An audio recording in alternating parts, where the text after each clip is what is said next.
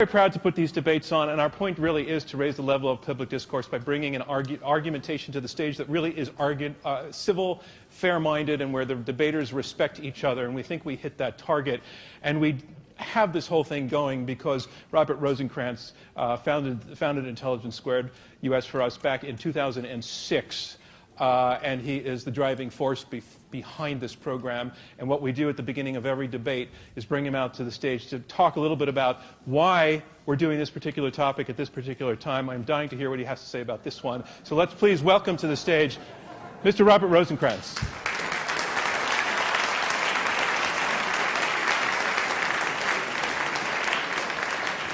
Hi, Bob. How are you? Good. So as I was just saying, normally we're doing foreign policy and defense spending debates, and tonight we're going a little bit in a different direction with this discussion of the afterlife. So what's the thought behind putting this on this stage now?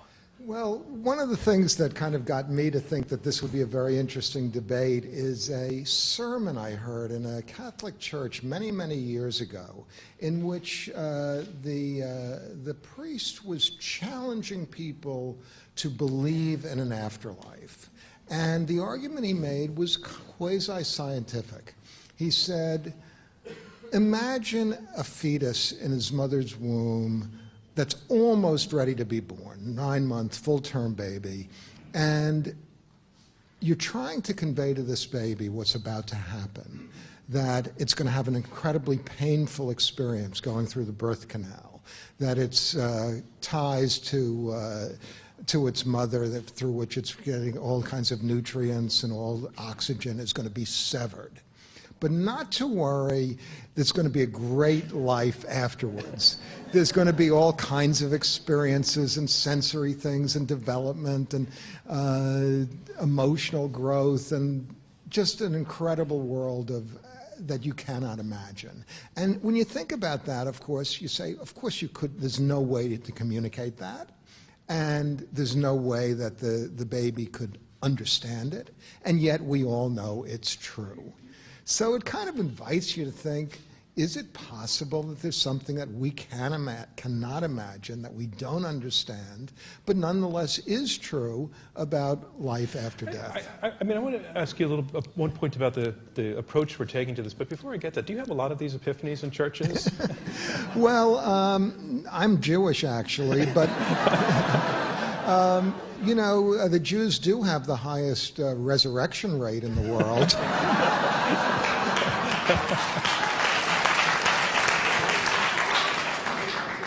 My question is, we're not looking at this as a religious debate, speaking of which. We're really taking a different cut at it. No, of course, and that's what I think sort of makes it much more of a factually grounded and intellectually grounded argument, and it's the reason we're doing this, is to take it away from the questions purely of faith and try to do as scientific an approach as we can to this topic, which obviously interests a lot of people. Well, the great thing is we have 4 scientists debating tonight, so let's welcome them to the stage, and thank you to Bob Rosenkranz for bringing this. Thank you, John. Nailed it.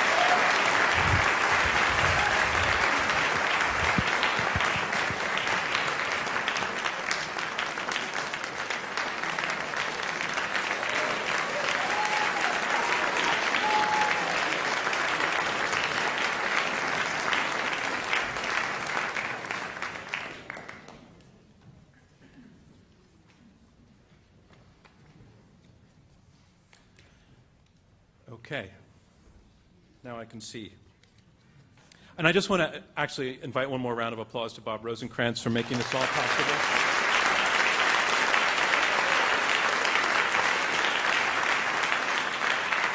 So the difference between going to heaven someday and getting hit in the head with a hammer right now is that going to heaven someday sounds so much better than getting hit in the head with a hammer right now. But at least with the hammer, you know that the hammer is real. Science can see the hammer. Science can weigh it and take its measurements and even cut it up into little pieces and put it into test tubes. But heaven, the afterlife, science cannot see that.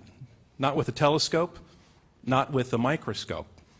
So does that mean that heaven is not as real as the hammer? Or does it just mean that science and scientists don't know yet how to find heaven, how to look for it? Well, that sounds like the makings of a debate, so let's have it. Yes or no to this statement: death is not final. A debate from Intelligence Squared US.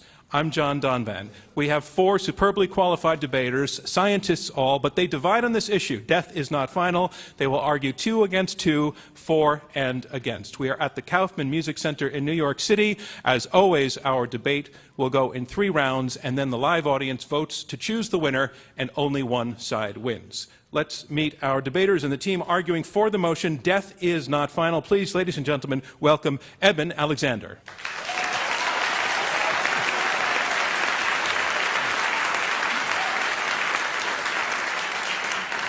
And Eben, in a way, you are our founding story in this debate tonight. You are an academic neurosurgeon, 15 years on the faculty of Harvard Medical School, but in 2008 you got very, very sick. You went into a coma for 7 days. Your brain effectively stopped showing signs of life in the higher functions, and you came back and you said, I was there. I saw it. I've seen the afterlife. In one word, what did you see? What was it? Astonishing. Astonishing. And if you had heard somebody back before you had this experience make that same sort of claim, what would you have said? No way. At least not until I knew all the facts. We'll hear more of the facts from you tonight. Ladies and gentlemen, Eben Alexander.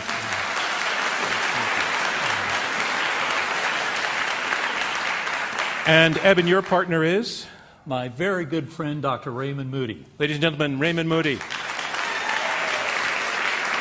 And Raymond, you are also arguing for this motion that death is not final. You're a psychiatrist and you have a medical degree, a doctorate in philosophy. You are described as the founder of the near-death experience. You coined that phrase in your book in 1975, Life After Life, in which you looked at more than 100 cases of people who had experienced clinical death and come back. You've been looking at this now for decades, but it's interesting to us to note that your curiosity in this whole thing was piqued not by a religious conviction. What was it? No, Can you just move a little closer to your mic? I was not religious. I got interested in the afterlife question at age 18 when Plato convinced me through his argument that the afterlife question is the most important question of existence. We're going to be hearing about Plato tonight? Yes. We're looking forward to it. Ladies and gentlemen, Raymond Moody. And that's the team arguing for the motion. And now the team to argue against this motion, death is not final. Please, ladies and gentlemen, welcome Sean Carroll.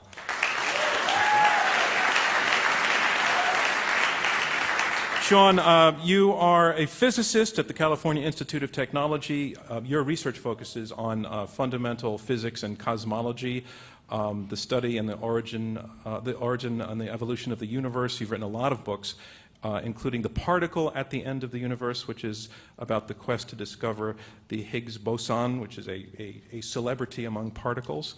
You have described yourself as a naturalist. So for the purposes of understanding where you're coming from, what does that term briefly mean? A naturalist is one who believes there is one world, the natural world, and it is our job to deal with it. And are you dealing? Okay. Ladies and gentlemen, so good. Sean Carroll.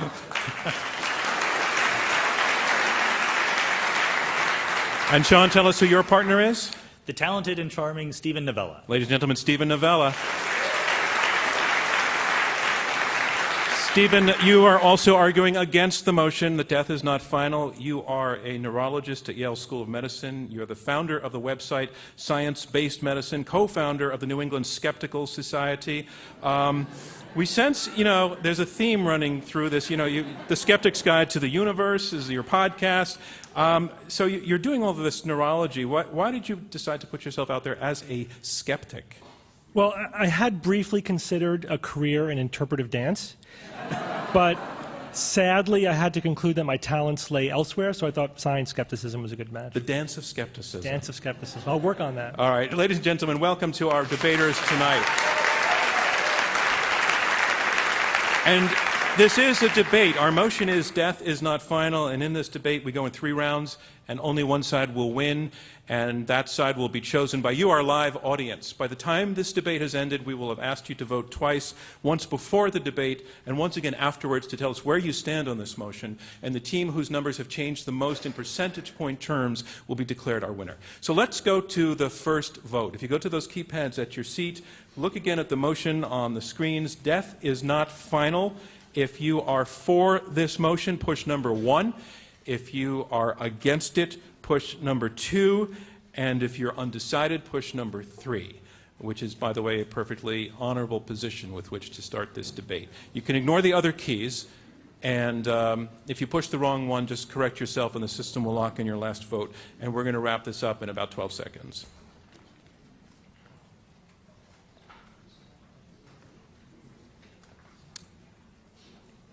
Okay, looks like everybody's done, so let's move on. Let's start this debate. Let's get on to round 1. Round 1. Our motion is death is not final. In round 1, we have opening statements from each debater in turn. They will be 7 minutes each. And here to speak first for the motion, Eben Alexander. He is an academic neurosurgeon who taught at Harvard Medical School. He is author also of the best-selling book, Proof of Heaven. Ladies and gentlemen, Eben Alexander.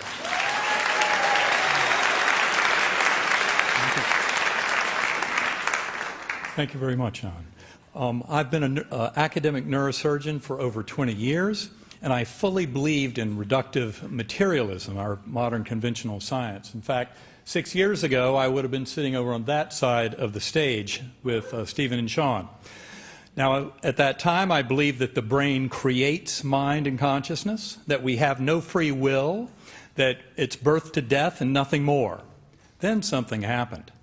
I now know that those ideas are false. In November 2008, I was driven rapidly into coma due to a severe bacterial meningoencephalitis, which I much later came to realize is the perfect model for human death. Destruction of the neocortex, the outer surface, the human part of the brain. Sadly, almost no one returns, much less recovers, from a case of meningitis as severe as mine. The last evidence of any activity in my neocortex was in the first hour or so in the emergency room, and afterwards I demonstrated only very pathological reflexes, including severe brainstem damage. Given my gram-negative bacterial meningoencephalitis, which I was found to have, and my descent into coma over 3.5 hours, I had at best a 10% chance of survival at the very beginning. It only got worse. Mine was an absolutely lethal meningitis. My white cell count in my cerebrospinal fluid was 4,300 and a protein of 1,340. Both those numbers should be 0. In fact, the glucose in that fluid, normally 60 to 80, and maybe as low as 20 in a severe case of bacterial meningitis, went all the way down to 1. None of the consultants in my case from Harvard, UVA, Duke, or Wake Forest had ever seen that severe a case. My doctors never found a cause. The scan showed diffuse destruction of my neocortex with blurring of the gray-white junction over all 8 lobes of my brain. No area was spared. Later in the week, off all sedation, my neurological activity was almost nil, with what's called a Glasgow Coma Scale, which in everybody in this room would be 15, and a corpse is 3. My scale was ranging from 3 to 5. This was a very severe meningitis. On day 7, with no residual neocortical function, brainstem badly damaged, reflecting the deadly nature of my illness, my doctors recommended, because I was down to a 2% chance of survival by that point, with a best-case scenario that if I survived, I'd spend a month or 2 in hospital, be transferred to a nursing home, and die in a coma months later. Hence, they recommended just stopping the antibiotics. My journey deep in the coma began in a very primitive, unresponsive realm, which I later called the earthworm's eye view. The best consciousness my brain could muster, soaking in pus. My prior neuroscientific view would have dictated that the next step would be one of no awareness at all. Yet it was just the opposite, like the blinders coming off. I ascended into far more crisp, vibrant, ultra-real realms of pure joy, love, and understanding, realms I called the gateway and the core, far too rich and complex to fully describe. Soon thereafter, I started to return to this world, but with my brain so wrecked that I had no memory of words or language, nothing of Eben Alexander's life before coma, any religious concepts, etc. Yet I knew the entire ultra-real odyssey that I had just been deep in coma, one so extensive it seemed to last for months, even though it had to fit within 7 days of Earth time. Words came back to me over hours and days, childhood memories over weeks, and knowledge of brain, mind, consciousness of more than 20 years' experience in neurosurgery came back over 2 months. My doctors have no explanation at all for my full recovery. Other cases of medically inexplicable healing do occur in transcendental near-death experiences, like those of Anita Moorjani and Dr. George Rodanea. In the 36 hours after emerging from coma, I was in and out of a delusional, paranoid, psychotic nightmare that was completely different, not even in the same ballpark, when compared to the ultra-reality of the deep coma experience in the gateway and the core.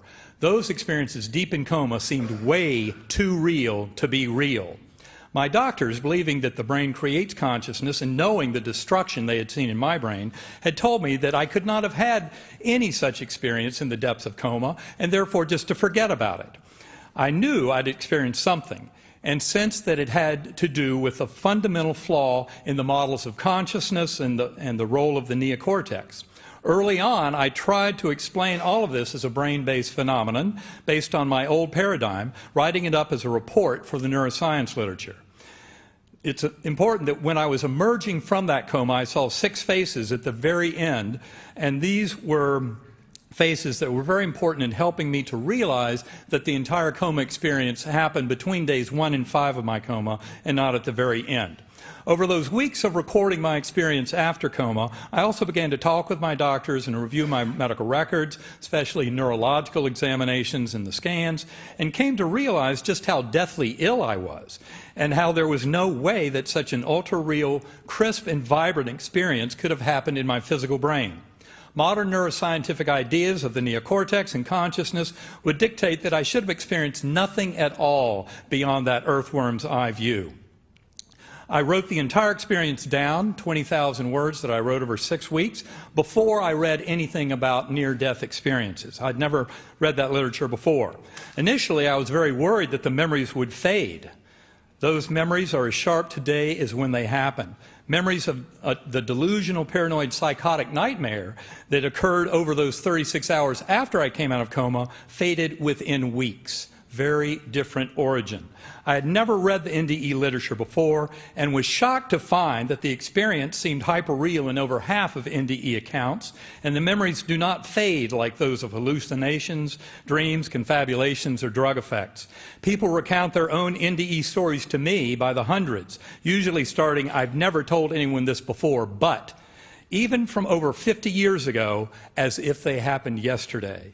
I came to see that the similarities in the NDE and afterlife literature far outweigh the differences, and that commonalities across cultures, beliefs, continents, and millennia indicate an underlying constant reality of that realm.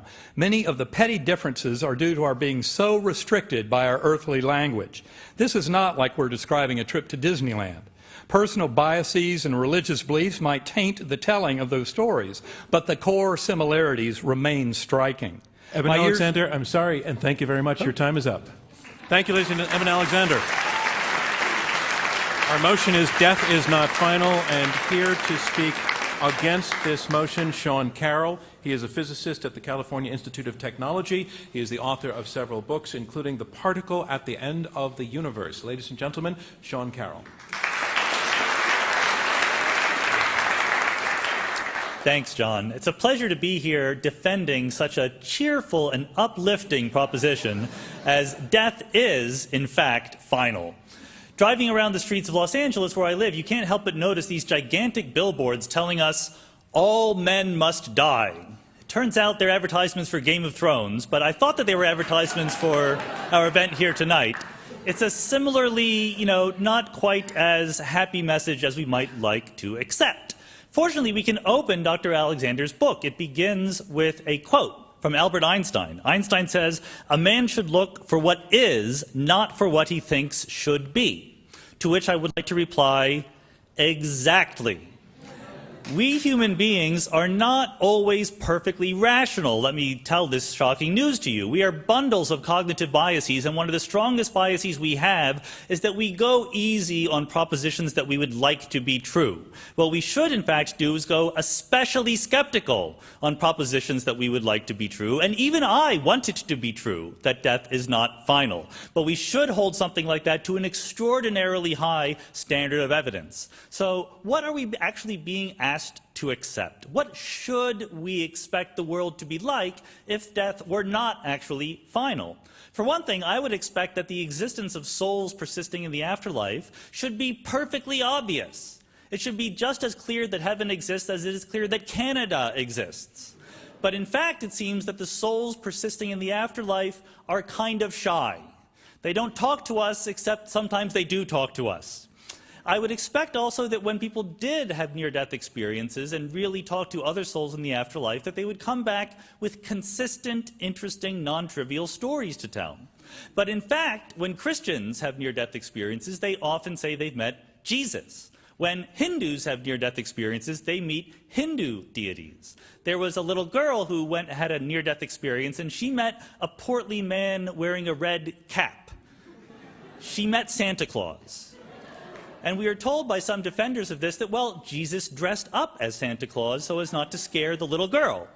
Possibly that is true, but we should be asking, are there other plausible explanations? I especially think that if we went and had life after death and then came back to visit us, bringing some message back, that message should be as useful as possible.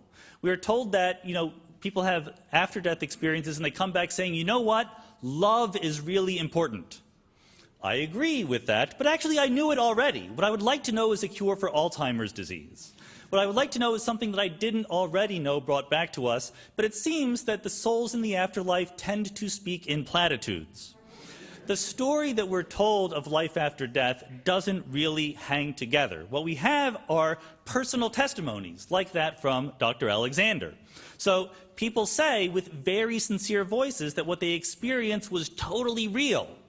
And I have no doubt in the sincerity of this testimony. What I'm asking is it possible that our brain is telling us that something was real, but that thing does not actually correspond to something that really happened? And when you ask it that way, the answer is obviously yes. Our brains are fooling us all the time.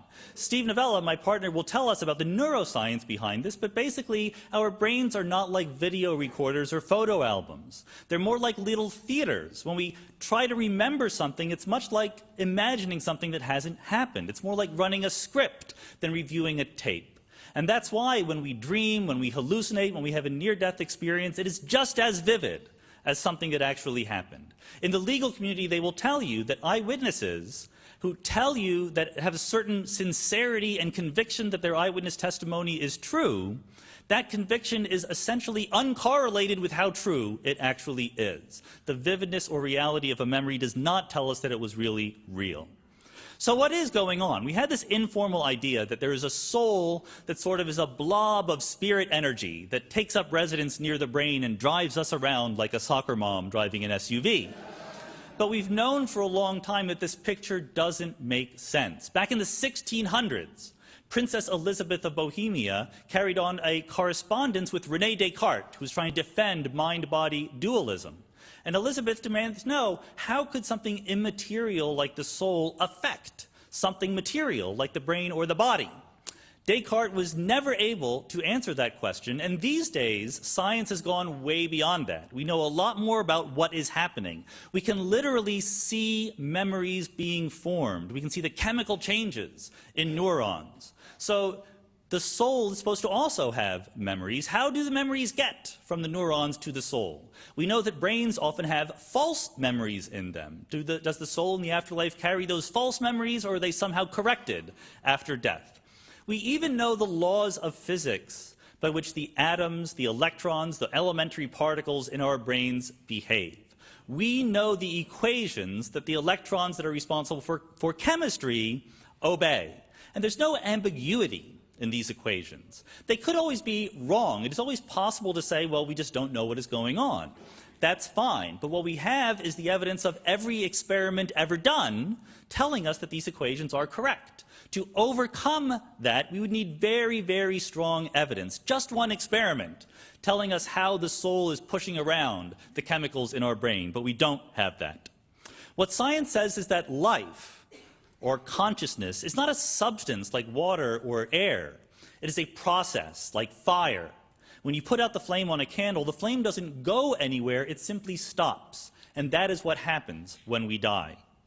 So we're faced at the end with two scenarios. One scenario says that everything we think we understand about the behavior of matter and energy is wrong, in a way that has somehow escaped notice by every experiment ever done in the history of science. And instead, there are unknown mechanisms that allow information in the brain to be transferred to blobs of spirit energy that persist after we die and can talk to the other blobs of spirit energy, but don't talk to us, except sometimes they do. The other scenario says that physics is right and that people under stress sometimes have experiences that are not actually real. On the basis of rationality, it is not a difficult decision to choose between these two options. On the basis of emotion, it might be difficult, but we need to have the courage to live life here in the actual world. Thank you. Thank you, Sean Carroll. And here's where we are. We are halfway through the opening round of this Intelligence Squared U.S. debate, where our motion is death is not final. We have two debaters, 2 against 2, arguing for and against this motion. I'm John Donvan, your moderator. We have heard from the first 2 debaters, and now on to the third. Here to argue for the motion, death is not final, Raymond Moody. He's a medical doctor with a Ph.D. in philosophy, the author of numerous books on near-death experience, including the seminal Life After Life. Raymond Moody. Thank you. Since 1965, I've had the honor of interviewing thousands of people from all over the world who had near-death experiences. And unless you've been hiding in a cave somewhere for the last 40 years, you've all heard about this, that people on the brink of death tell us that they leave their bodies and they go into a beautiful light, which they find very difficult to describe. And in that light say that relatives or friends of theirs who've already died seem to be there to meet them and to help them through this transition. And they have panoramic memory, in which they see all of the events of their lives displayed around them in a sort of holographic panorama, which they witness instantaneously. My assessment from 40-something years of working on this, and I will underline that word assessment, is that in the words of the proposition, death is not final. But I want to translate a little bit to say that what I'm trying to say with that is that, in my opinion, at death, personal consciousness is taken up into a more inclusive state of reality or frame of existence, in a way that people who go through this find it very difficult to put into words. One of the most common things they say is, however articulate they may be, they say that this experience is ineffable or indescribable. I want to emphasize here something at the very beginning, and please hear me out on this one. I have decided, or sort of assessed the situation, that there is a life after death. However, I want to say, anybody who tells you in the year 2014 that that is a scientific matter is not thinking clearly. In 2014, the question of life after death is not yet a scientific question. I am not a parapsychologist, and I think parapsychology is a pseudoscience. So there's a different frame of reference to think about this, though, and that is that reason is a much bigger category than science. Scientific method is about, say, 400 years old.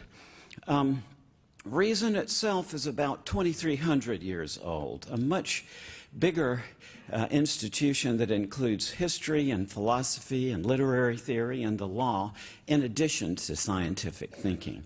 So what I'm suggesting to you is that the solution to the afterlife question is not going to come initially from science, but rather from, I think, the whole area of critical thinking and logic. As I look back on the debate on near-death experiences that's gone on for almost 2,500 years now, what strikes me is that a big part of the problem is that the format of the debate is basically twisted.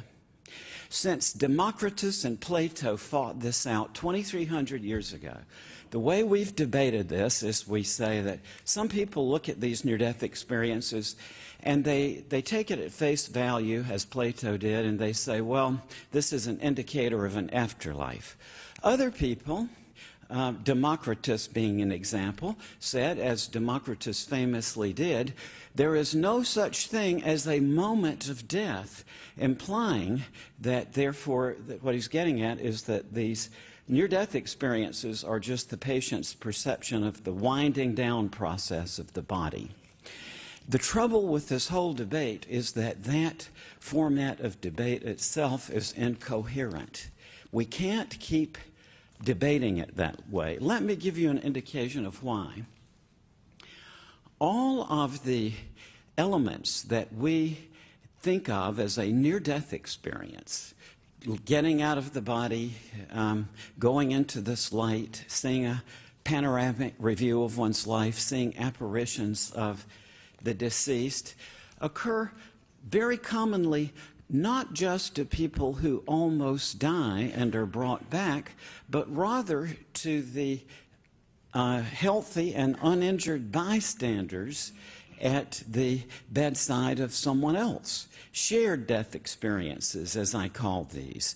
As the person in the bed, it's fairly common that bystanders will say that they themselves leave their bodies and accompany their dying loved ones partway toward this light. Or they see the apparitions of relatives and friends of the dying person come into the room. So my question is, if the causation of these near-death experiences is the physiological distress and the events going on in the brain, why should the bystanders who are not ill or injured have identically the same experience? So I think that we're into a situation with this now where really the problem has sort of outgrown the format that we use to debate about it. In my opinion, we really are on the verge of breakthroughs in the genuine, and I will underline genuine, rational investigation of the question of life after death. And in that context, I think there are two people in history who have, more than anyone else, I think, stated this afterlife question very clearly and the major problems that come with it. Plato being one who said that whenever we talk about the afterlife, there's always going to be the narrative aspect, a story, because we've got to have some sort of story just to get thought about this kind of thing started. But also we've got to have some sort of set of concepts to link these narratives with the statement of that there is life after death. I think that's coming. I think that we are on the brink of a breakthrough in rational study of an afterlife, but it's not going to come initially from science, but initially from the realms of logic and critical thinking. So thank you very much. Thank you, Raymond Moody. And our motion is death is not final. And here is our final debater against this motion, Steven Novella. He is an academic clinical neurologist at Yale University School of Medicine, as well as the host of the weekly science podcast, The Skeptic's Guide to the Universe. Ladies and gentlemen, Steven Novella. Thank you. Thanks, John. I want to say thank you to the Intelligence Squared debate for inviting me here. It's an honor to be here. So I'm going to convince you that you need to vote against this proposition, because if you vote for the notion that death is not final, then that by necessity means that you're voting against the conclusion, the scientific position, that the mind is what the brain does. The mind is a process of the brain itself. You would have to reject that in order to accept that the mind exists without the brain. Well, how sure are we, how confident are we as a scientific conclusion, which is what we're here to talk about, that the mind is essentially the brain? Well, we're very certain about that. We're as confident of that as we are of anything in science. We have a mountain of neuroscience, countless experiments that look for the neuroanatomical correlates of consciousness, of the brain functioning, of the mind. Everything that you think, feel, believe is something that's happening inside the brain demonstrably. But let's take that as a scientific hypothesis. If the mind is entirely the brain, then what must also be true? Well, then, if the arrow of causation is going from brain to mind, then if we change the brain, that should change the mind. And if we damage the brain, that should damage the mind. And if we turn off the brain, that should turn off the mind. Well, if all of those propositions are correct, that strongly supports the notion that the mind is essentially the brain. And that is, in fact, exactly what scientists have discovered over and over again over the last 1 to 2 centuries of neuroscience. I'm a neurologist, so I can give you tons of examples from my own personal clinical experience, but let me just tell you about one very interesting neurological phenomenon called Capgras syndrome. This is a syndrome in which, I'll back up a little bit. So when you're looking at, let's say, the face of your wife or your spouse, what's falling on your retina is just shapes and shadows and colors and lines, but your brain has to construct that into an actual image.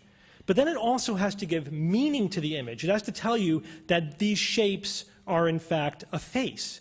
And then another part of the brain tells you, well, that's not just any face, that's the face I know well. That's the face of my spouse, the face of my wife. Now, assuming, however, you have feelings about your wife, let's assume that, then there's also a connection between that part of your brain that tells you that that face is your wife to the limbic system. That's the emotional part of your brain. And that connects your emotions, your feelings about your wife to that image. So when you see your wife, those feelings are connected to it. These are all circuits that are happening demonstrably in your brain. Now, in Capgras syndrome, that last connection is broken by a stroke, by damage, by something. So when someone sees their spouse, they recognize them as their spouse, but the feelings aren't there. So what do people conclude when this happens? Well, it's interesting. When people have brain damage, it affects how their brain constructs their image of reality. Because as Sean was saying, we don't have a tape recorder in our minds, in our brains. We are constructing reality, an image of reality all the time. It's a very active process. And when that process breaks down, then your construction of reality breaks down. And you usually don't have insight into that, especially initially, because we tend to assume that our experience is a real continuous experience. That's also something your brain constructs. So what do people conclude when they have this syndrome, that circuit is broken in their brain? They conclude that their wife, their spouse, must be an imposter. That's the only explanation that they can come up with. There's, in fact, a documented case of a husband who murdered his wife because he was convinced that an imposter had replaced his wife, with an exact, it makes no sense, but that's the only way his brain could make sense of its broken construction of reality. And there's endless examples of this. There's no limit. There is no practical or functional limit that neuroscientists have encountered so far to the degree to which we can mess with your mind by messing with your brain. Your sense that you're in your body, that you control your body, that you're separate from the universe, basic fundamental things about your concept of yourself and your experience of reality are all things demonstrably happening in the brain, and we could turn it off like a switch. Now we actually have the technology to do that. So given the mountain of evidence that the mind is the brain, we wouldn't reject this easily. Do near-death experiences provide such compelling evidence that there is mental activity outside of brain activity that we need to reject the mountain of neuroscientific evidence that's growing every day that tells us that the mind, in fact, is the brain? Well, I think the answer there is definitely no as well. There are, as Sean said, there are stories, anecdotes, compelling narratives. We're all about compelling narratives. That's what our brain does. That people have had very unusual experiences. We don't doubt that they have had, life-altering, unusual experiences. Whenever your brain is constructing reality in a different way that you're not used to, that's going to be a very weird, profound experience. It's going to be memorable. It's going to be amazing, astonishing even. No doubt about that, but it's demonstrably something happening in the brain. What we don't have are any documented cases of mental activity occurring when there could not be brain activity. Now, proponents will often say that, well, but the person remembers being, in the emergency room, or they have these memories that were forming while their brain wasn't functioning, but we don't know that. There is no case in which that's been documented. They easily could be forming their memories when they're coming out of their whatever state, whatever coma that they were in. Dr. Alexander even says he had a prolonged recovery. We have no idea what was happening in his brain during that period of time. When people are in a coma, there's still some brain activity. There are animal experiments showing that sometimes even during an acute stress, there could be even a burst of neural activity. Who knows what kinds of astonishing memories are occurring there? We have a reality testing module in our brain, a circuit in our brain that says, this feels real to me. And that testing module could break down, and then you don't test reality, it just seems hyper-real. Every element of a near-death experience can be duplicated, can be replicated with drugs, with anoxia, with lack of blood flow, by turning off circuits in the brain. Every single component is a brain experience that we can now reproduce, and we are zeroing in on the exact circuits in the brain which reproduce them. That's why you must vote against this proposition. Thank you. Thank you, Steven Novella. And that concludes round one of this Intelligence Squared U.S. debate, where our motion is death is not final.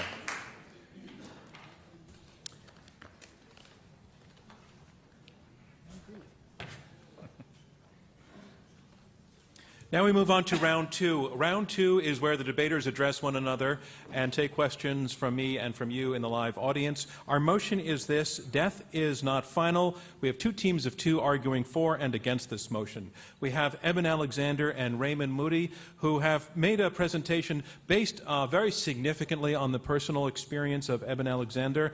It's an argument based on one very, very compelling anecdote of a guy who's been there. He has seen it, and he is not a gullible guy and never was. He was trained as a scientist. He comes back saying that consciousness is something that is a lot bigger than the brain, that what he experienced could not be explained by brain activity, especially given the illness and the state of illness he was in when his brain was functionally non-functioning.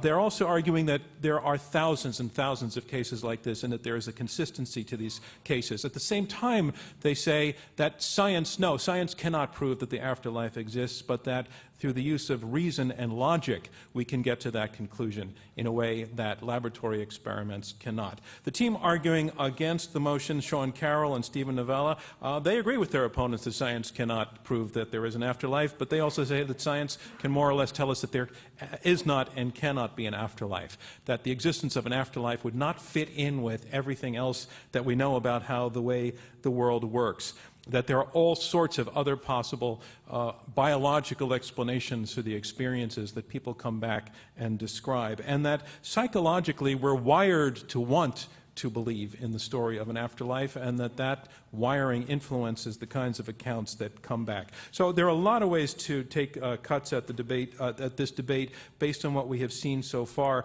But I want to, we're going to talk about the power of anecdote, the validity of anecdote. We're also going to talk a little bit about what we know about brain function and the state of brain function. And I want to start with that point as the opening, as it's the thing that we most recently heard Steven Novella talk about. And I want to go to Eben Alexander.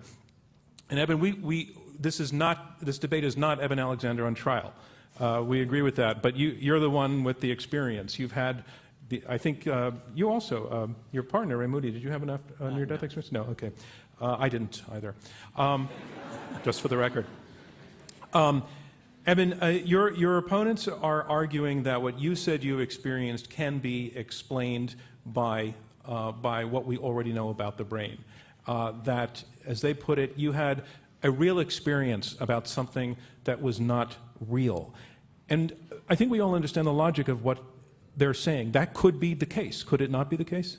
Well, I think the important thing to point out is I get asked to give a lot of talks at medical groups, neurosurgical and other surgical groups, physician groups, because they realize the power of the medical situation. And I think this is what certainly grabbed me and challenged me within weeks after my coma, as my knowing of brain-mind consciousness came back, and I started to review the records to reveal just how sick I was. I think the problem is that any other reason for being in deep coma, I probably would have been stuck, because usually if there's some part of the neocortex that's still working, you could make an argument that that part was part of the process of putting it all together. But I think the important thing to point out is, with my neocortex so badly damaged, it became very difficult to try and come up with a way to explain how this very rich, elaborate set of memories occurred. So in answer to my question, you're arguing there really can be no other possible explanation, that you had a real experience about something that can only be real. Well, it was a very real experience that had no way of occurring in my physical brain. Now, initially, I looked at all kinds of possibilities. Could it have happened early, going in? Could it have happened coming out? Was there some way that other structures in the brain or some part of the brain was participating in generating this very long, elaborate journey? And yet, that's where I kept running into trouble with it. Okay, let's bring it over to Sean Carroll then, where your opponent Eben Alexander is saying that what he experienced can only be explained as a real experience. Sean Carroll, why don't you respond to that? Well, I think that Stephen can talk about the specifics that might have been going on in the brain, but my emphasis is on we're weighing two different comprehensive pictures here. We have personal testimony from someone who says he experienced something and it's very real, and says that, well, we can't imagine, even as a neurosurgeon, he just doesn't know what could possibly have been going on in his brain that would make that happen. Therefore, let's throw out all of the laws of physics. And I think that that is not nearly enough standard of evidence. Stop right there. Eben, is that true? No, that's not at all true. In fact, they still teach quantum mechanics, right? They do. Good, because I think now. It's important to point out, from my point of view, what drove the founding fathers of that field into mysticism was the fact that, getting at the very depths of trying to understand subatomic reality, they were led to believe that consciousness, the observing mind, actually played a role in the unfolding of what was being observed. And I think that that mystery, to my satisfaction, has not really been solved in a way that says that the concerns of people like de Broglie and Dirac, Einstein, Bohr, and others, that they were trying to understand how consciousness influenced So things. is your point, for those of us who are just not as well steeped in the conversation that's already happening here, is your point that there is a kind of reality that you are saying is beyond science, the tools of science that we know now? Let me ask Raymond. Raymond, can you move in? You need to be really right on top of that mic. Great, thanks. Well, I believe at some point science can be very useful at determining a lot of this. But I'm going to move on because I don't want to belabor this topic. But what Sean was saying to you was that you're basically saying there just cannot be any other explanation other than the one that I have, and therefore science really isn't relevant at this point. I think that that in my view, this is all about how understanding the true nature of consciousness, soul and spirit, has a lot to do with helping to take physics to the next level in terms of understanding the nature of quantum mechanics. The thing about Einstein, Bohr, de Broglie, etc., the founders of quantum mechanics, is that they're all dead, and they've been dead for many decades. And we know what's going on much better now than we did back then. They were inventing quantum mechanics, and occasionally they toyed with the idea that somehow consciousness had something to do with the fundamental laws of quantum mechanics. Now we know better. We know how the laws of quantum mechanics help explain how electrons move in the brain, and there's nothing in there. Take 15 seconds and tell us why quantum mechanics has been brought up by your opponent, why that has relevance here. Well, I can only quote MIT physicist Scott Aronson, who says, as far as he can tell, quantum mechanics is confusing and consciousness is confusing, so maybe they're the same.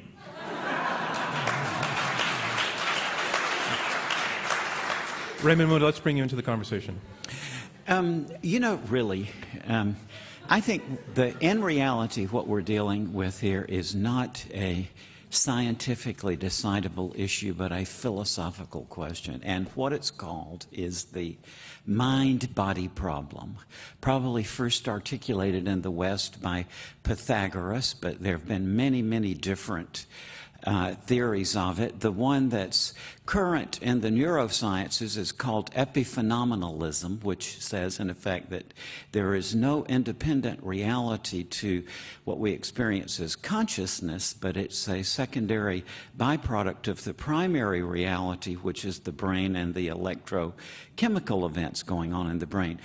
In my opinion, that's a philosophical statement, and my answer is, I don't know. I think the mind-body problem is still unresolved. All right, let's go to your opponent, Stephen Novella, who specializes in whether the mind is in the brain or not. I think, you know, Dr. Alexander said that the experience that he remembers, again, I don't doubt he has a memory of a profound experience, that he could not have occurred as he was coming out of his coma, but you have no basis for that statement, I don't think.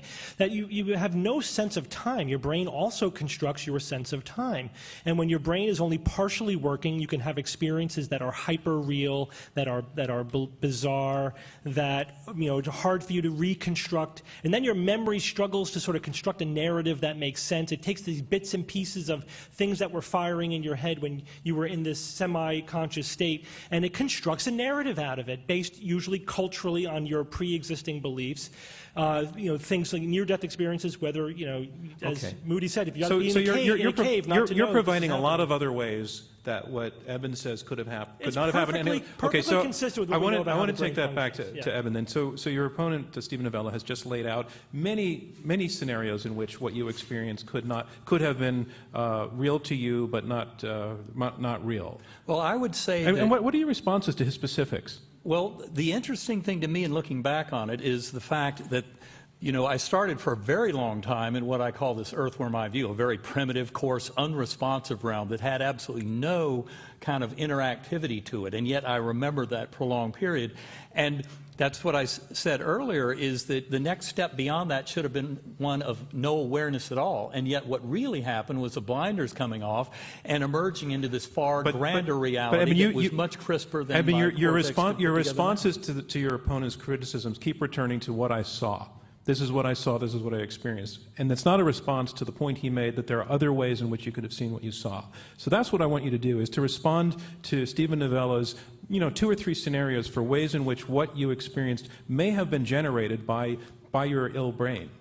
Well, to have that be an explanation, one would want at least some part of the neocortex still in a state that could participate, because all of our modern thinking in neuroscience... During recovery. Wait, let him finish.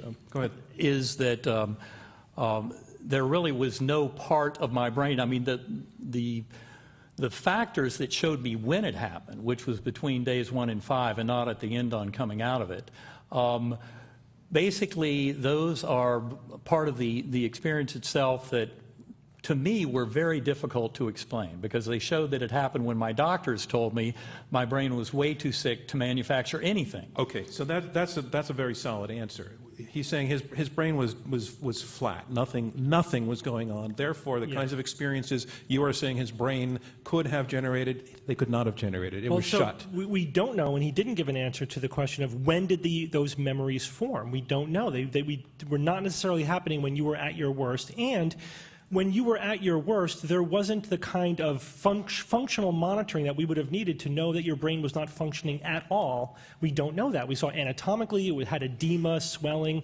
and that certainly would have, you know, kept you unconscious. But you weren't getting an fMRI, a PET scan, or an EEG, as far as I could see anything that you've written or said about it that would have documented zero brain activity. You can't say that. Nobody can say that. And even still, the memories that you have now were not necessarily formed when you were at your deepest part of the coma. They could have been forming in the hours and days when you were coming out of the coma. Then you had a later delusional period, but at different points in time, different parts of your brain were working or not working, and you were constructing reality in a very bizarre way, in ways that we can reproduce with drugs and hypotension and, you know, with electromagnetic stimulation of different parts of your brain.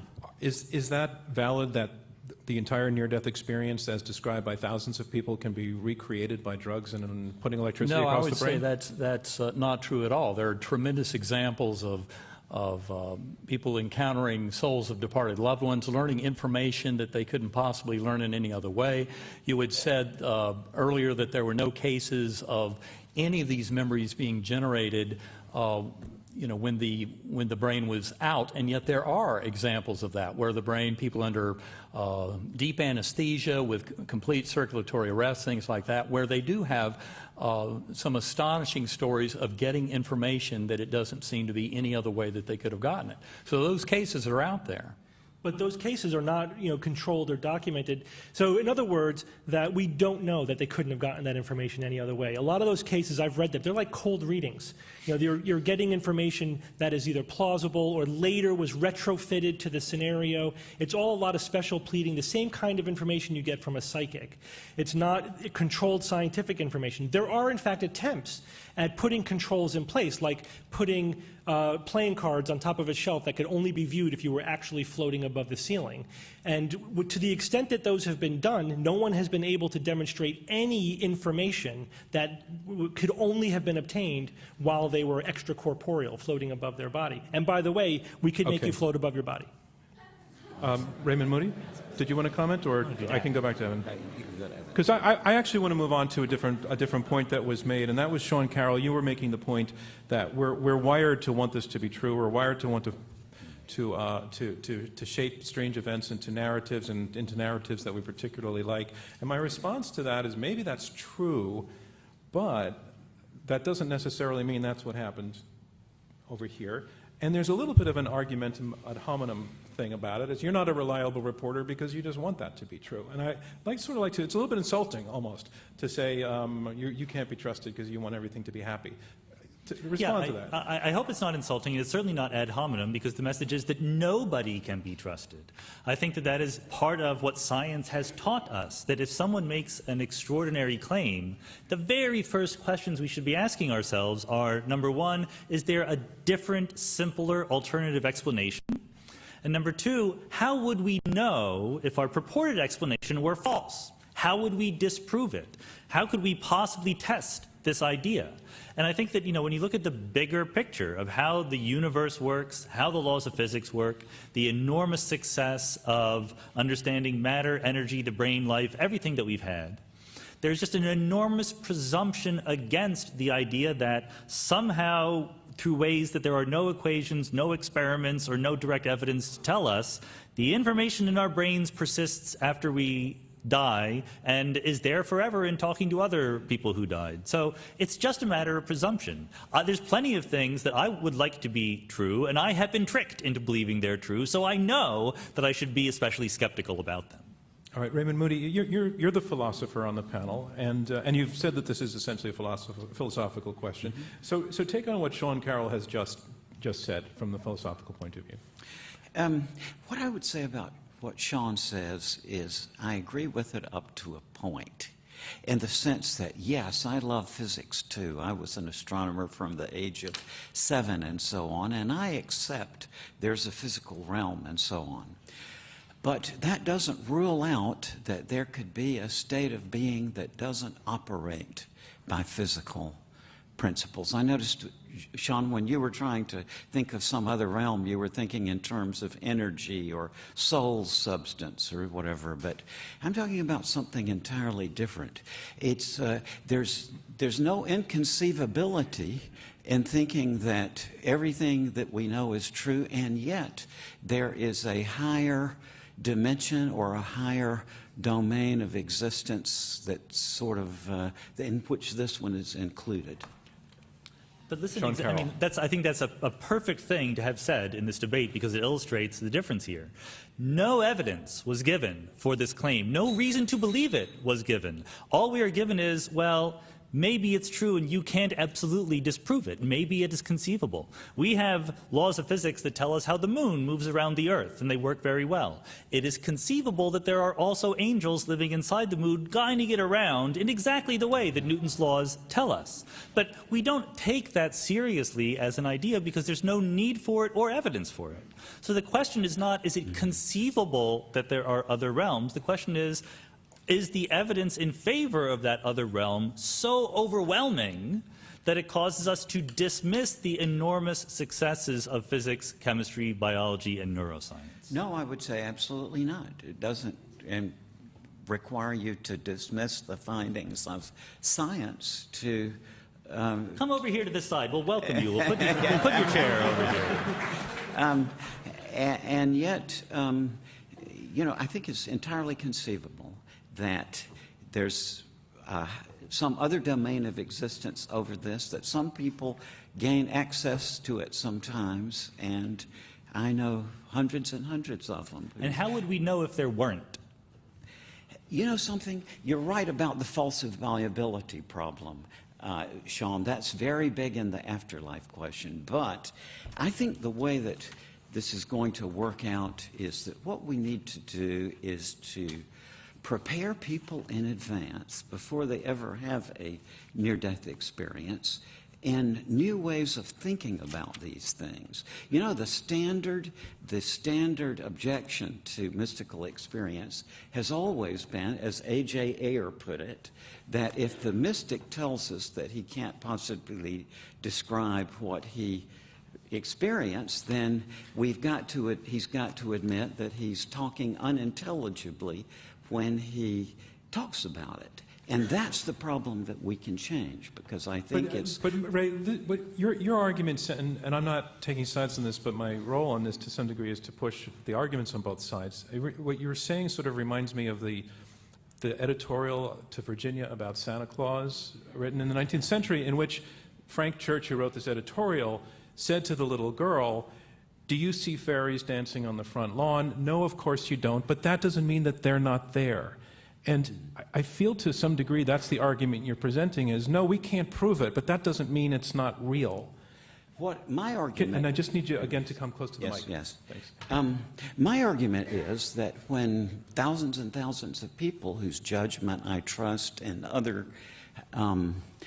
all other circumstances, a lot of medical friends... Give us one example, because I know you've written about this. Examples where people who were not the person lying in the bed, but other people in the room had an experience, and let the other side respond to that. Okay. And just lean into that mic. An artist I met a couple of years ago, Jeff Olson by name, a very well-known graphic artist, had a horrific car crash in which he lost his leg.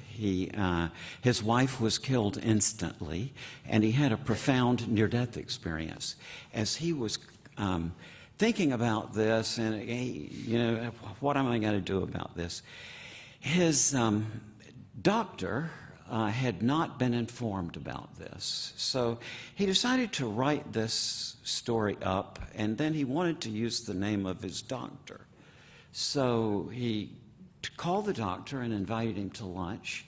The doctor came, and Jeff told him the story of his near-death experience, whereupon the surgeon said, "Well, I've never told anybody this, but that night you were in the hospital, I knew that you weren't going to die. Your wife was talking with me in the surgery room, and his dead wife. Yes, and so did the scrub nurse. Also had an experience of vivid sense of presence and seeing the... So my point here is that it's not proof, but at a certain point, you know, where do you draw the line and give people respect? So you've put an example out there where it's not simply about the brain activity of the person lying in the bed, but that the notion of an afterlife represented by this apparition. We are talking about ghosts now, and I'm sorry that sounded pejorative, but we are talking about something that a lot of people would challenge as incredibly implausible, but you're making the argument seriously, so I want your opponents to respond to it seriously. Well, you know, we want to know what's really, really true, not just what seems to be true, what we want to be true. And, you know, again, our brains are narrative-generating machines. It tries to construct a story that makes sense to us, appeals to us, puts everything together seamlessly, and you know, we can have what we believe, we have memories of experiences that mean something to us but don't really relate to reality. We know this is true. If you accept that level of evidence, and this is not about respect, I believe that people have these memories of these experiences. That's just about the interpretation of it. Are you talking about the scrub nurse and the doctors? Anyone. I mean, think about it. But these scrub nurse and doctors were met this woman at separate places, right? On the same night. But all we have is a story constructed after the fact. Okay. We have similar stories about people being abducted by UFOs, seeing Bigfoot, any weird kind of experience you could imagine. If you accept this level of evidence, then you have to believe every paranormal claim out there, because we have that level of evidence for thousands of stories that are conflicting, mutually exclusive, often culturally dependent. It's simply not acceptable. And we know for a fact that the brain can absolutely manufacture those memories, come to absolutely believe a story like that. That's absolutely not true. I want to go to audience questions, and while you're raising hands, I just want to ask very, very quickly for Eben Alexander, do we know that the brain can manufacture those experiences? I would say the brain does not create consciousness. That is something a lot of scientists, those interested in neuroscience, are far along that pathway now. It's called the hard problem of consciousness. In fact, no neuroscientist on Earth can give the first sentence to explain the mechanism by which the physical brain creates consciousness. We don't have to know how the brain creates consciousness in order to know that it creates consciousness. That it creates consciousness, we absolutely know. Just like we don't have to know how the Earth generates gravity to know that it generates gravity. There's no question we have gravity, even though we haven't untangled the deepest understanding of every possible thing. So yes, we don't know exactly how the brain creates consciousness, but the evidence can only leads to one interpretation, and that is that it is consciousness. The consciousness is what the brain does. No question. Alexander. I would basically, as I said, no neuroscientist on Earth can give the first sentence to explain a mechanism by which the physical brain gives rise to consciousness. But not knowing the mechanism... Is that true? No, I don't. I disagree with that, because there is consciousness research. There are researchers who are doing a very good job of making progress of understanding consciousness as a neurological phenomenon. We certainly are not all the way there of understanding exactly what it is. It's a very difficult thing not to crack. But we are not but not knowing the mechanism is not the same thing as saying it's not possible or it's impossible or we need a non-physical mechanism. Given that point, but is he accurate that we don't know the mechanism by which the brain gives rise to consciousness? Well, it's not a black or white thing. We have some knowledge. We don't have complete knowledge about it. It's like saying, do we understand everything about genetics? No, but we know that DNA is the molecule of inheritance. That's not questionable. Sentence. Give the first sentence of how you would trace from the physical brain that it gives rise to consciousness. Let's go to some audience questions. Right down front here. A mic will come to you. I didn't explain this before. A mic will come to you, and if you can stand up, tell us your name, and then give birth to a perfectly formed question. Hello. Hello. Hi, my name is Arthur Kramer. My question is to the panel arguing for the motion. If a person was to take a strong hallucinogen, like say LSD, and they were to have a very distorted experience, hallucinations, would you accept their version of reality, or would you just merely dismiss it as them having an experience because of... That was a perfectly formed question. And very relevant. Which of you would like to take it? Raymond Moody. I think William James was kind of right about that whatever experience one has, one can say that by definition almost there's some correlated state of the central nervous system. The question of reality is an entirely different question. Can I imagine that maybe by taking some substance someone could gain access to some other kind of reality? Yes, I can imagine that. However, I think it boils down to the particular, doesn't it? I think you have to look at a much broader set of information to make but generally speaking, yeah. I don't think this side needs to add to that. I think your side was in the question. Yeah. Sir. Yes, you were starting to stand up. Well, you too. I'll come back to Richard Spencer. I've got a question for Eben, and specifically about the issue of other people having experiences. Eben, in your experience, you seem to have met your biological sister who you had never met before or seen a picture of, and I gather from your book that you actually drew a picture of her or somehow had a picture done before you subsequently had an actual picture of who she was, which you learned later. I'd like you to describe that a little bit and say if, in fact, I'm going to pass on that question because it's not going to. I don't think it's going to advance our understanding of whether science relates to this or not. But thanks very much, ma'am, in the center there. Is your book on sale in our lobby? I like always being able to say that. I have no idea. It should be out there somewhere. If you have no idea, that's a no. It's downloadable, and then the story that was just brought up can be read in the book in great and compelling detail. Ma'am. Okay. Hi, my name is Eleanor, and I have a question for this side as well. I did read both of your books, by the way, which are super interesting, but it left me with the question, which hasn't been answered yet, is, so why wouldn't everyone that experiences a death experience or a near-death experience have one of these experiences? Right. It's about 1 out of 10 or 1 out of 8, something like that. Why Who wouldn't comes more back? people have? And why is there no mention of hell? It's all about heaven, which could be a good thing, but... I think this side has an answer to that question. Eben Alexander, would you like to take that?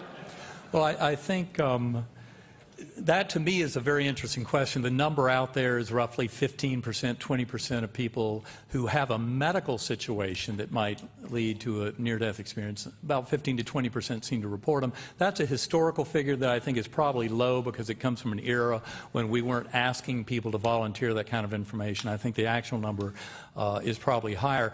If I had just come back from my Earthworm Eye view, you know, that very prolonged initial phase, that very dumbed-down consciousness that I think was the best my brain could do, I would have had a hellish NDE. It turns out that hellish NDEs are probably, what, Just remind people, 3 or 4%? NDE stands for near-death near-death experience. And the hellish ones are quite rare by comparison, 3 or 4%. My own feeling is that is because they're incomplete, that souls don't go in with quite the oomph, and that they... Exactly in my case, I went in with plenty of oomph and went through that phase and up into the much higher levels of ultra-reality. I think the other side should get a crack at this question of why it's only 1 out of 8 or 1 out of 10 people who have these experiences. Stephen Novella. That's perfectly compatible with the neuroscientific hypothesis of these experiences. Depends on what parts of your brain are working and not working at any given moment. What's the mechanism of your being in a coma or unconscious? Was it traumatic? Was it lack of oxygen? You know, we could put pilots in a centrifuge, spin them up until they pass out. A lot of them have near-death experiences too. They're not near death, but we're depriving their brain of blood flow. And you know, with similar numbers, very profound, memorable, vivid experiences. So it just depends on the particulars of what parts of the brain are working or not working. And nobody's seeing hell. Phew. Some people have. There is hell. Yeah, some people. There is. As I said, 3 or 4% of people have hellish NDEs. I believe there's actually a reality to that realm, to those lower spiritual realms that you can see referred to back in the Tibetan Book of the Dead, Egyptian Book of the Dead. I mean, it's something that's been referred to for a long time. Okay. Depends on your amygdala activity. Right down front here.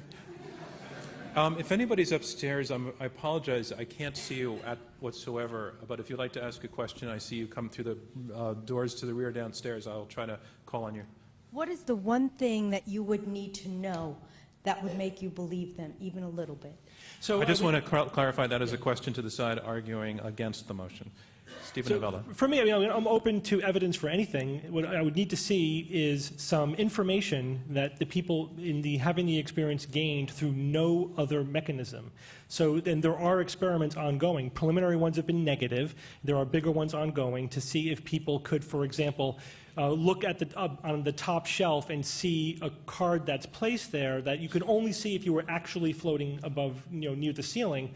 So that would be compelling evidence. I mean, it would need to be enough to that would be enough to me to at least take it seriously. But then to say that it's probably true, you need as much evidence as we have for the neuroscientific model, which says it's not possible. Stephen Novella, could you be convinced? Is there any piece of evidence that would convince you that there's an I could be afterlife? convinced of anything if the evidence were sufficient. I meant to ask your partner, but thank you for your answer. Sean Carroll, could you be convinced? Yeah, I think that, the idea that we could be convinced of another realm in addition to the natural world is Obviously, yes. There's a million pieces of evidence that would help convince me.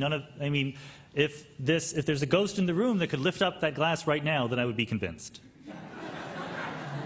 For those listening on the radio, the glass is not moving. And it never moves when you do this. And we live in a world that looks exactly like there's only the natural But world. wouldn't you really kind of like those guys to be right?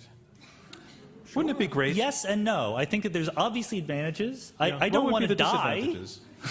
I want to live after I die, maybe not for infinity years, but for a few 100,000 years. I could amuse myself. Sadly, as a very wise philosopher once said, you can't always get what you want. I want to remind you we are in the question and answer section of this Intelligence Squared U.S. debate. I'm John Donvan, your moderator. We have 4 debaters, 2 teams of 2, arguing it out over this motion, death is not final. Let's go back to questions. Ma'am, I'm sorry, right up there? If you could stand, yes, thanks. Here it comes. Could you step out just because it's a little dark where you are? Step into the light, ma'am. Hi. Move to the light. I'm Andrea. Hello.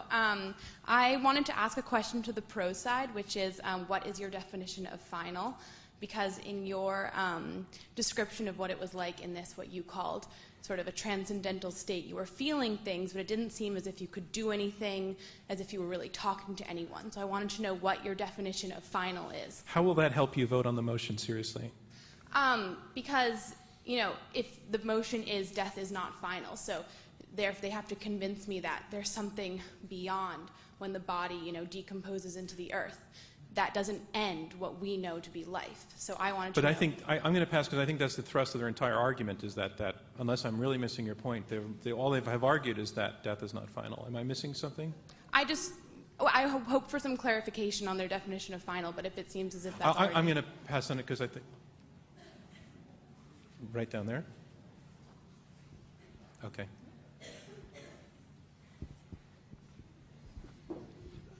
I'm Michael, and Dr. Moody, in your opening comments, you said that you believe we're on the verge of understanding through philosophy and logic this other realm. Can you elaborate on that? Yes, I think that probably about 1 out of 5 people I meet socially, and when the conversation develops, well, what do you do? Oh, I write books, near-death experience, and so on.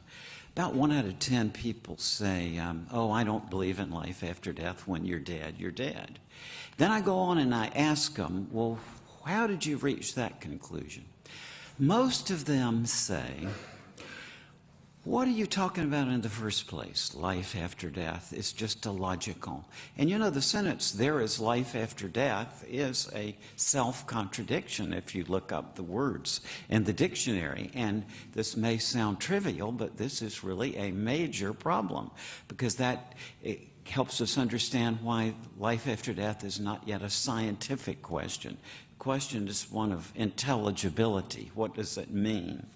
And the person I think who stated that point of view most eloquently was David Hume, who said, by the mere light of reason, it seems difficult to prove the immortality of the soul. Then he went on to say, some new species of logic is requisite for that purpose, and some new faculties of the mind that they may enable us to comprehend that logic. That sounds like a tall order, but it's not really that difficult. The trouble is that you have to stop thinking about stories for a while and beautiful narratives and really get busy with some conceptual thinking. But when that's all said and done, I think that we do now have new ways of thinking about things that are illogical that will open up entirely new ways to investigate the afterlife question. This is not geared to the afterlife per se. What somebody who wants to go through this pathway has to do first is to say, well, what I'm going to focus here is on learning new logical principles and going through a process of learning. Then, as a corollary, much later down the road, this has implications for the afterlife question. We're going to book you in about 7 years and see where that process is. Let me go to more questions. Sir.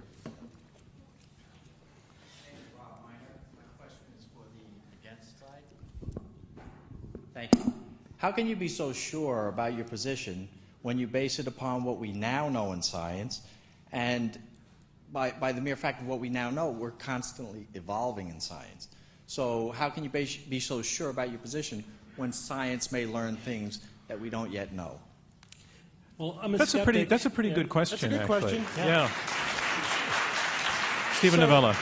As I was saying, I'm a skeptic, so I'm in a perpetual state of doubt about everything. But I need lots of evidence and logic to convince me. And all we could say within the scientific realm is, what does the best evidence tell us today?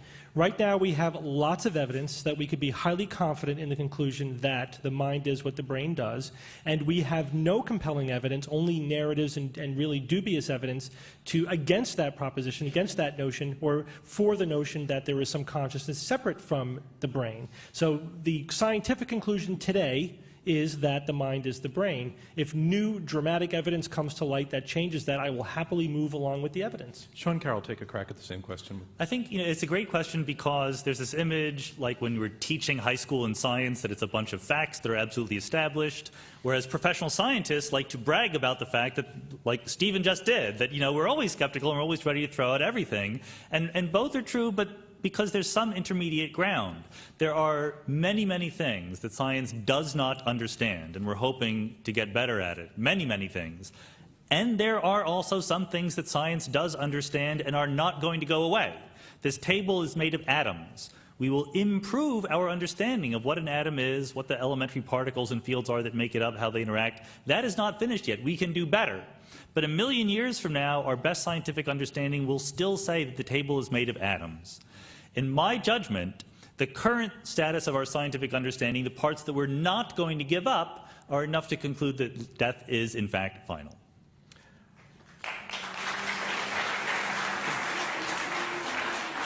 I want to remind you we are in the question and answer section of this Intelligence Squared US debate. I'm John Donvan, your moderator. We have 4 debaters, 2 teams of 2, arguing it out over this motion: death is not final. Did somebody come downstairs? You did. I see you standing there. Again, I need you to walk to the light. Thank you. A little bit more, just so that the camera can see you. Great, terrific, thank you. Hi, my name's Jessica. We've been talking a lot tonight about personal experiences and self-created memories of near-death experiences, whether those are real or just crafted by the mind. But I want to know what the against side has to say about admittedly self-proclaimed psychic mediums, or people completely removed from the situation that seem to have knowledge of events that they were not present for. I think that's relevant because your opponents have actually brought up situations like that. So let's go ahead. Thanks for the question. Sean Carroll. Yeah, I mean, I think that, again, there is evidence in favor of those kinds of things. There is other evidence against those kinds of things. And the kind of remote seeing or telepathy or telekinesis or clairvoyance that is being talked about here is in utter and complete violation with everything we understand about the current laws of physics. So, if something is seeing something, it has to be able to absorb photons. How does that happen? I think that there's, again, an overwhelming presumption that stuff that is in so flagrant violation with everything we understand about the fundamental way that matter and energy works better have amazingly good evidence in favor of it, and the evidence in favor of psychic phenomena comes nowhere near that standard. Yeah, even if we put plausibility aside, 100 years of parapsychological research has not been able to produce one bit of compelling, replicable evidence that shows that it's a real phenomenon. So, Eben Alexander, that sounds like the most powerful salvo against your side yet. So what is your response to that? My response is that the evidence for things like telepathy, precognition, remote viewing, out-of-body experiences, past life memories in children, the after-death communications, is overwhelmingly positive evidence that it exists and is real. For those out there in the scientific community who want to know more, I would urge them to check the book Irreducible Mind Toward a Psychology for the 21st Century, 800 pages of very dense science and data and analysis that shows the absolute reality of non-local consciousness in all of those forms. It shows that we have a long way to go in beginning to understand anything about consciousness, and that the model that brain creates consciousness and that we can only know things locally with our connected senses is completely false and disproven by a lot of scientists, not just in that book and those who participated in that, but in multiple other books. And I mean, for example, the afterlife experiments, Dr. Gary Schwartz, that's a pretty powerful documentation of the power of mediums. There are two sentences, what were they? So we have something concrete for those of us who have not read the book, which is a lot of people, I think. I'm sorry? Of Gary Shaw's experiments. Give two-sentence example of what he did. Basically did a scientific assessment of mediums and their ability to work, especially with... and showed what? Established what? Well, established that they could communicate and know things that only could be known by the departed relative. Okay, so your opponents are saying that there are scientific experiments that prove paranormal activity is valid, happens, it's real. Stephen Novella. Demonstrably not true. I mean, everything you said is the exact opposite of the truth. I mean, Gary Schwartz's methodology was massively flawed. It's been absolutely picked apart by other scientists. He essentially allowed himself to be bamboozled by charlatans and by cold readers. He did not produce anything reliable, anything that I would consider to be credible scientific evidence. Okay. So that's all the right, bottom line. Yeah. Edmund, do you want to respond to that, or should we move on? Well, simply to say, I guess, you know, at this kind of thing, maybe we're at a bit of an impasse, because I think that his methodology was actually quite solid. I've met mediums who have convinced me very strongly they're absolutely real. All right, there are moments in these debates where we reach impasse and we move on, and we have just done that. Ma'am. Microphone is coming to you. Hi, my name is Stephanie. So it feels like we are conflating two different questions, and one is whether the mind and consciousness come from the brain, and the other is whether there exists an afterlife. And I don't understand why the existence of an afterlife would show up in the brain. And so I'm wondering, this is for the I'm going to folks who are clarify arguing that against. for you and then move on. The argument that's being made by the team arguing against the motion is that life stops when the brain dies, and that's why those two things have become conflated. And I think it fits together pretty well. Right down front, ma'am.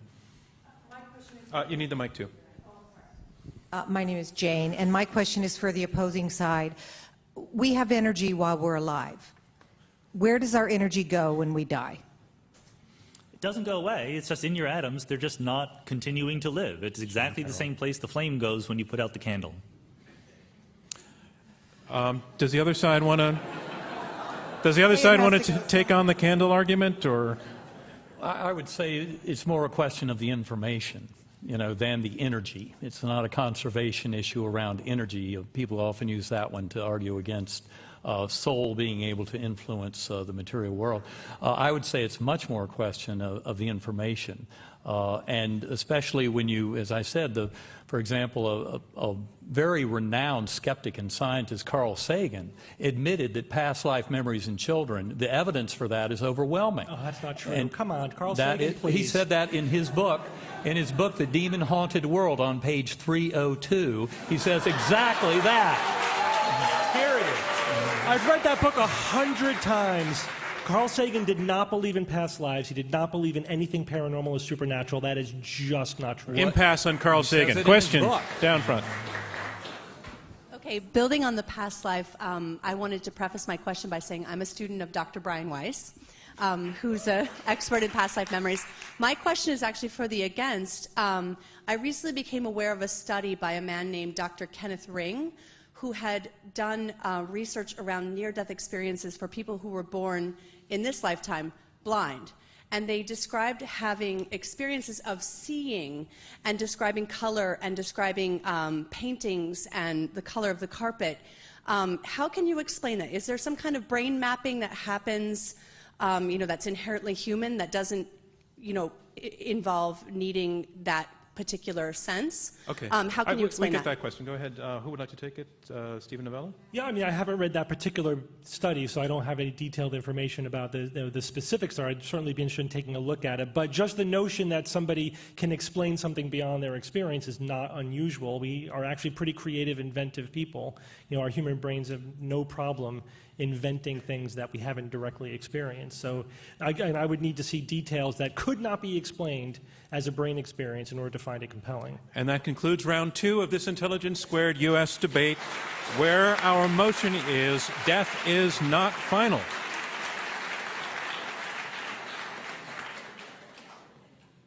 And now we move on to round 3. In round 3, we will have closing statements by each debater in turn. They will be 2 minutes each. And remember how you voted at the beginning of the debate, because immediately after their closing statements, you will vote a second time, and the team whose numbers have changed the most in percentage point terms will be declared our winner.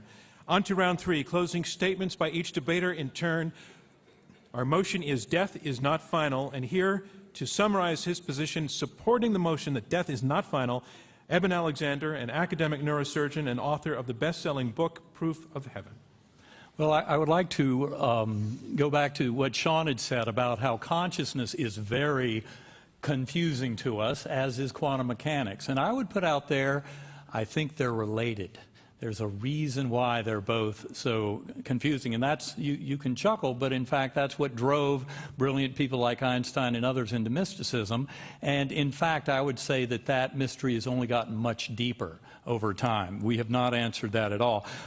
In support of my claim earlier about brain damage allowing enhanced function, which really goes against the materialist model that Stephen talked about earlier, I point out 2 very common examples in clinical practice: acquired savant syndromes, in which stroke, brain trauma, autism can allow superhuman mental function, something that's often seen that certainly has no explanation from the brain makes mind model, and also terminal lucidity, in which demented elderly patients often have periods of great clarity, especially around the time that they are encountering souls of departed loved ones that are there to escort them over. And I would say that these very commonly observed phenomena really demand a much deeper model of consciousness than we get out of the materialist models. Point out that Dr. Wilder Penfield wrote a book in 1975, The Conscious Mind. He probably still holds the record for having stimulated the brain in awake patients more than any other neurosurgeon, and never once did he duplicate any kind of situation of free will. He concluded very strongly that the mind consciousness is not created in the physical brain. And I think it's important to point out that the pure materialism fails at the hard problem of consciousness and at the enigma of quantum mechanics, that the brain actually confines and limits consciousness, that science acknowledging consciousness, soul, and the spirit becomes much stronger than the overly simplistic science of reductive materialism. Death of the physical brain and body is not final. Thank you. Thank you, Eben Alexander. And that is our motion, death is not final. And here to argue against the motion, Stephen Novella. He's a neurologist at Yale School of Medicine and founder of Science-Based Medicine.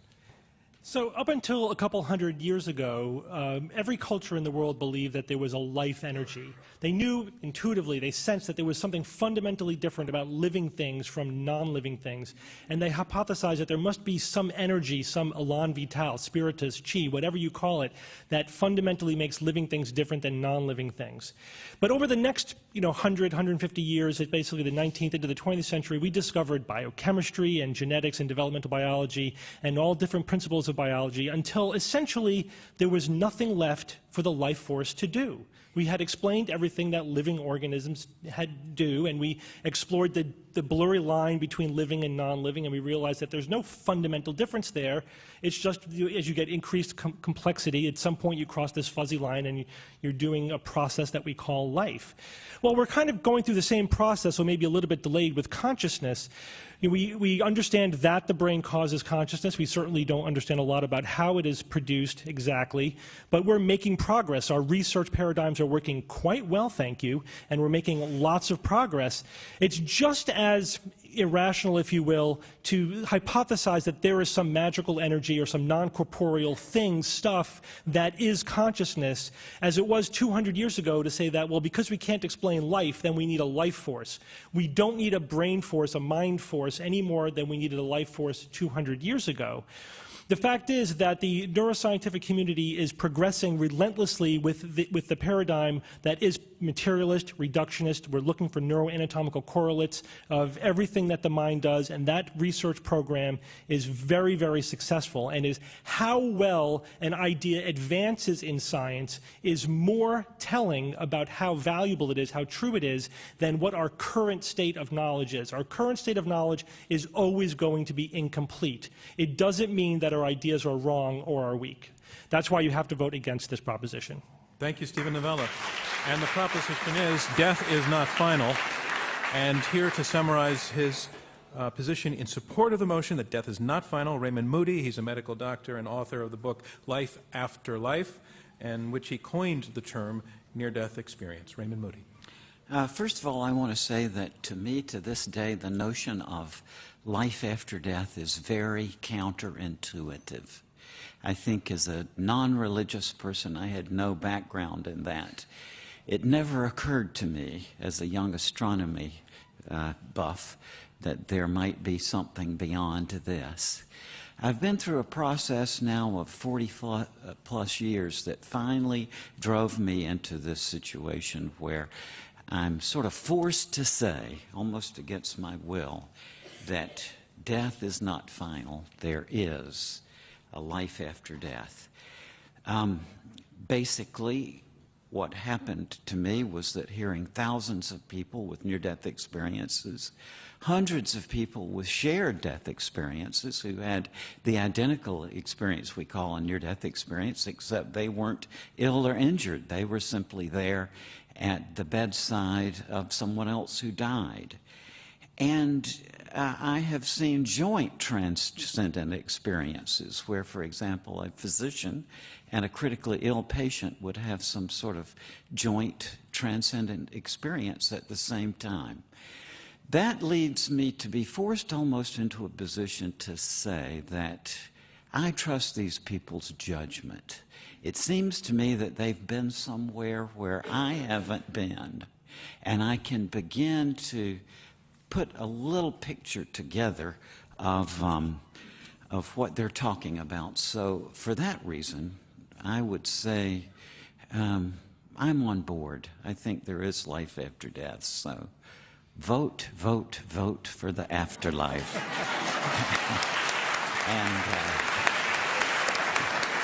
Thank you, Raymond Moody. Our motion is death is not final, and here to summarize his position against the motion, Sean Carroll. He's a theoretical physicist at the California Institute of Technology and author of The Particle at the End of the Universe. When I was about 6 years old, I had an emotional, formative experience that apparently many other people share similar things. I was in bed, going to sleep, sort of thinking about the day and so forth, and I started crying.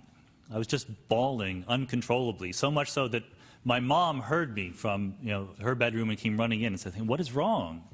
And I said, "Someday our grandmom is going to die. And someday you're going to die, and someday I'm going to die. We're all going to die." And she had to explain, well, yes, and so forth, and she had her own version of the story. And the reason I'm telling the story is because even as convinced as I am that death is final, I have absolutely no desire to belittle the people in the room who disagree, who feel the other way. This is an incredibly important central issue to our lives. I personally am convinced by the overwhelming scientific evidence from physics, from neuroscience, etc., that there is one world, the natural world. Biology is a process that can end, and death is and then final. And to me, that fact, the finitude of our lives, gives enormous poignancy and importance to the finite number of years that we have here on Earth. Our lives here are not dress rehearsals. This is the act. This is the one performance that we get. That does not remove meaning or value from the lives we're leading now. It forces us to give meaning to everything we do, because we only have a finite number of things to do. If evidence came in on the other side, I would change my mind quickly, as the evidence was good enough. But I think that we're past the point where it's a scientifically interesting question. I think that we know enough to conclude that death is final, and personally I think that that is okay. Thank you. Thank you, Sean Carroll. And that concludes closing statements. And now it's time to learn which side has argued best. We're going to ask you to go again to the keypads at your seat and vote for the second time. And it will be the difference between the first and second vote by you, our audience members here in New York, that will determine our winner. The team whose numbers have changed the most will be the team that wins. Our motion is death is not final.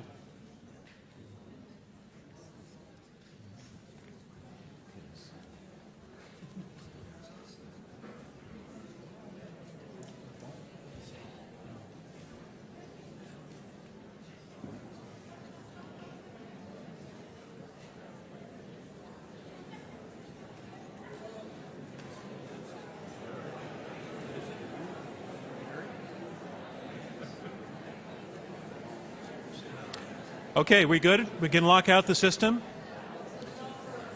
Oh, numbers are the same as before. If you are for the motion, push number 1. If you are against the motion, push number 2. And if you became or remain undecided, push number 3. And you can ignore the other keys. The other numbers are nothing.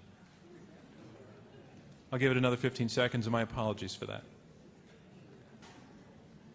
Okay, looks like everybody's good. So while we're waiting for the calculation to come in, I just want to say this. You know, Sean Carroll just made the point in his closing statement very, very brilliantly about this is not a debate that in any way was meant to disrespect anybody, and in fact that would go very much against the spirit of Intelligence Squared, whose goal is to raise the level of public discourse. And what I heard, not only from Sean Carroll, but for all 4 of these debaters, were 4 people who disagreed vehemently on something very personal, meaningful, and metaphysical, and yet they did it in a respectful way, and I have to really give them a round of applause for the way they did that.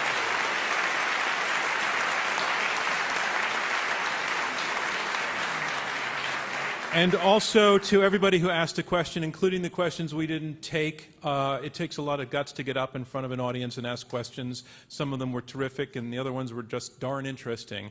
And I think might sell some more books for Eben Alexander. But to everybody who got up and asked a question, thanks very much for doing it.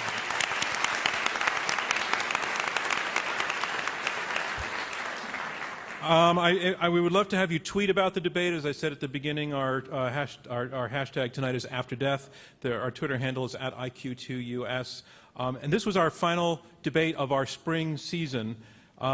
This was debate number 91, I think, that we've put on since Bob Rosencrantz started this thing, and it was a new zigzag for us. I think it went really well. It was very interesting. A little metaphysical for a night out in New York. I mean, if this is anybody's first date, you're probably... probably going to stick for a while. We're doing a debate, though, in the National Constitution Center in Philadelphia next month, our second time going there, and we're going to be looking at the question of whether independent political speech is the linchpin of our democracy, or is it its Achilles heel? We're looking at the question of the ability of individuals and organizations to influence campaigns through campaign spending, and whether the Constitution actually presents that expenditure as a matter of the First Amendment. Tickets to that will be available through our website, www.iq2us.org. And we're going to be announcing our fall lineup soon. We'll be back here at the Kaufman, and the dates for that are in tonight's program. On the list of topics that we're considering: income inequality, assisted suicide, genetically modified food, cybersecurity, privacy, monogamy, climate engineering, the private lives of public figures, and Google Glass. So those of you who can't join the debate, of course, we are on Fora.tv and on NPR stations across the nation. Okay. So I have the results all in. Remember, we had you vote twice on this motion. Death is not final. Once before the debate and once again after the debate, and the team whose numbers have changed the most will be declared our winner. Here are the results. In the first vote, death is not final. 37% agreed with that. 31% disagreed with that. 32% were undecided. Those are the first results. Now, the second the second vote, remember, the team whose numbers have changed the most will be the winner. In the second vote, the team arguing for the motion, their second vote was 42%. They went from 37% to 42%. They picked up 5 percentage points.